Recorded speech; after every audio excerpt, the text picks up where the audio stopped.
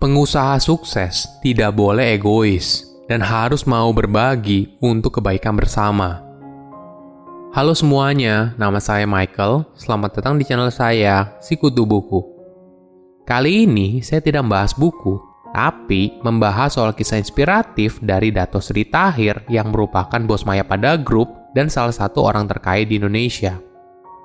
Sebelum kita mulai, buat kalian yang mau support channel ini agar terus berkarya, caranya gampang banget. Kalian cukup klik subscribe dan nyalakan loncengnya. Dukungan kalian membantu banget supaya kita bisa rutin posting dan bersama-sama belajar di channel ini. Tahir lahir di Surabaya pada tahun 1952 dalam keluarga yang sederhana. Ayahnya merupakan juragan beca dan ibunya memiliki toko pakaian yang sederhana. Kehidupan sebagai juragan beca tidak mudah. Ayahnya memiliki 20 beca dan kemudian menyewakannya. Kalau uang sewanya tidak ditagih, maka tidak akan dibayar. Tapi kalau ditagih, penyewa tersebut malah lebih galak. Bahkan penyewanya pernah melempari batu saat kesal ditagih dan mengenai kepala ibunya hingga bocor. Karena berasal dari keluarga yang sederhana, Tahir juga pernah beberapa kali tidak sengaja mendengar kalau ayah ibunya sering dihina dan diremehkan orang lain. Inilah asal muasal kenapa Tahir pernah bilang kalau dia benci dengan orang kaya. Dia pun bertekad untuk membuktikan ke semua orang kalau dia akan jadi orang sukses di masa depan. Pengalaman hidup ini telah menempa Tahir menjadi pribadi yang kuat. Dari kecil, dia diajarkan oleh ibunya untuk bekerja keras. Bahkan, ketika usia ibunya mencapai 80-an, dia masih bekerja di salah satu kantor cabang Bank Mayapada. Dari ibunya, Tahir belajar cara berdagang. Dia sering disuruh untuk menjual barang dari Surabaya ke Pasar Baru dan Mangga 2 di Jakarta. Walaupun begitu, ketika kecil, Tahir tidak punya cita-cita untuk jadi pengusaha sukses. Saat itu, cita-citanya hanya ingin menjadi dokter. Ketika lulus SMA, Tahir melanjutkan kuliah kedokteran di Taiwan. Namun cita-citanya terhenti ketika dia mendengar kabar buruk, yaitu kematian ayahnya. Kejadian ini membuat Tahir tidak bisa lagi melanjutkan kuliahnya. Tahir pun tidak menyerah. Dia kemudian mencari beasiswa untuk melanjutkan kuliah. Hingga akhirnya, dia bisa diterima di Nanyang Technological University dan mengambil jurusan bisnis. Perjuangan Tahir belum selesai. Dia masih harus memutar otak bagaimana mencukupi biaya hidupnya selama di Singapura. Di sana, dia tinggal di losmen dan berpikir untuk berdagang demi memperoleh tambahan penghasilan. Meskipun tidak pandai bicara bahasa Inggris pada masa itu, hal ini bukan halangan Tahir untuk berdagang. Sambil kuliah, tiap bulan Tahir membawa 1 hingga 2 koper berisi pakaian wanita yang dia beli di Singapura dan dijual lagi di Surabaya. Selama di Singapura, Tahir membagi waktu antara berdagang dan belajar. Dia pun selalu ingat alasan dia ke Singapura yaitu untuk memperjuangkan ekonomi keluarganya. Keputusan inilah yang membuat sikap Tahir berbeda dengan teman sebayanya.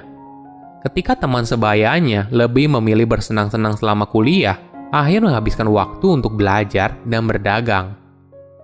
Setelah lulus dari NTU, Tahir kemudian mulai membangun bisnis leasing yang menjual sekaligus memberikan kredit mobil.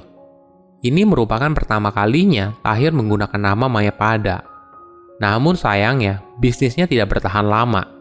Bisnisnya bangkrut karena kebijakan Indomobil Group yang berubah dan tidak menerima keagenan untuk pihak ketiga.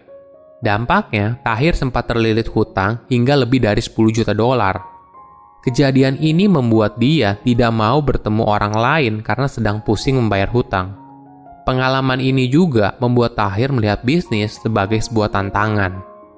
Dia mengumpamakan dirinya sebagai pendaki gunung. Tahir tidak takut pada gunung yang tidak bisa dia daki. Dia akan terus mendaki gunung hingga akhir hayatnya. Tapi selama masih hidup, Tahir punya impian untuk mendaki semua gunung yang lebih tinggi dan lebih tinggi lagi. Namun perlu diingat, dalam mendaki gunung, kita juga harus mempersiapkan diri. Kita harus meningkatkan kemampuan diri, hingga akhirnya kita siap untuk mendaki gunung yang lebih tinggi. Tahir merintis usahanya di bidang garmen, kemudian bisnisnya merambah ke bidang lain ketika dia mendirikan Mayapada Group pada tahun 1986. Tahir pun melebarkan bisnisnya dari dealer mobil, garmen, perbankan, media, real estate, hingga di bidang kesehatan. Walaupun sudah menjadi pebisnis sukses, Tahir tidak melupakan impiannya. Dia pun mendirikan rumah sakit Mayapada dan mulai beroperasi sejak tahun 1995. Bukan hanya rumah sakit, Tahir juga membangun Mayapada Foundation. Dari situ, Tahir bisa membantu orang yang kurang mampu, termasuk memberikan pengobatan gratis bagi anak-anak yang mengidap kanker. Tahir memberikan beberapa tips sukses dalam menjalankan bisnis. Pertama, struktur keuangan yang baik. Pengusaha harus punya struktur keuangan yang baik. Inilah yang membuat bisnis bisa bertahan dalam jangka panjang. Kedua adalah visi. Visi itu adalah sesuatu yang dilihat oleh pemimpin beberapa langkah ke depan. Ini adalah sesuatu yang harus dimiliki oleh pengusaha. Ketiga adalah teamwork. Tahir mencontohkan seperti ini. Sekarang misalnya lagi tren untuk menjual soto ayam. Tapi kalau dia tidak punya juru masak yang hebat, tidak peduli dia punya niat dan visi, tetap saja dia tidak akan sukses dalam buat bisnis soto. Keempat adalah nilai tambah. Pengusaha harus bisa memberikan nilai tambah. Contohnya seperti ini. Jika kamu pengusaha kayu, jangan hanya menjual kayu yang habis ditebang dari hutan. Tapi, kamu harus memberikan nilai tambahnya. Misalnya kamu ubah kayu menjadi barang seni atau furnitur sebelum dijual ke konsumen.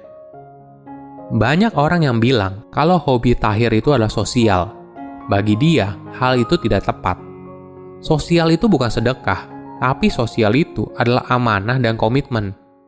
Jika orang melakukan kegiatan sosial hanya berdasarkan hobi atau kesenangan, ketika suasana hati sedang tidak enak, maka orang tersebut tidak akan melakukannya.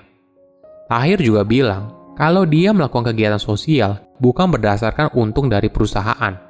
Karena apabila pemikirannya begitu, ketika bisnisnya rugi, artinya Tahir berhenti melakukan kegiatan sosial.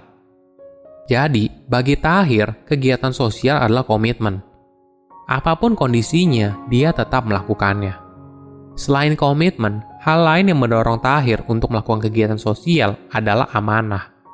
Bagi dia, amanah adalah hal yang penting. Karena kalau komitmen saja, kita akan mudah letih karena merasa dirinya sudah banyak membantu orang lain. Tapi kalau hanya amanah tidak ada komitmen, maka hal tersebut hanya jadi angan-angan karena tidak ada aksi nyatanya. Kedua hal inilah yang membuat Tahir menjalani kegiatan sosial dengan hati yang bahagia. Bagi Tahir, pengusaha sukses adalah orang yang bisa memberikan kontribusi tidak hanya bagi perusahaannya, tapi juga berpengaruh pada negara dan lingkungan. Setiap orang bisa menjadi pengusaha, tapi hanya sedikit yang bisa menjadi pengusaha sukses dan berpengaruh. Tahir memilih untuk tidak menjadi pengusaha yang egois. Bagi Tahir, kesuksesan yang dia miliki sekarang bukanlah segalanya. Yang paling penting, kesuksesan tersebut tidak dirasakan sendiri, tapi juga dirasakan bersama oleh orang lain. Tahir punya prinsip, kalau mencari keuntungan boleh saja, tapi mencari kebaikan adalah kewajiban. Prinsip itulah yang membuat Tahir dikenal bukan hanya sebagai konglomerat Indonesia, tapi juga sebagai filantropis. Dia tidak segan untuk memberikan donasi besar untuk membantu orang lain. Bahkan, Tahir berkomitmen untuk menyumbang 50% hartanya untuk masyarakat Indonesia. Pengusaha sukses tidak boleh egois dan harus mau berbagi untuk kebaikan bersama. Karena kesuksesan itu baru memiliki makna sejati apabila dibagikan. Silahkan komen di kolom komentar pelajaran apa yang kalian dapat ketika tahu informasi ini. Selain itu, komen juga mau tahu informasi apa lagi yang saya review di video berikutnya. Saya undur diri, jangan lupa subscribe channel YouTube Sikutu Buku. Bye-bye.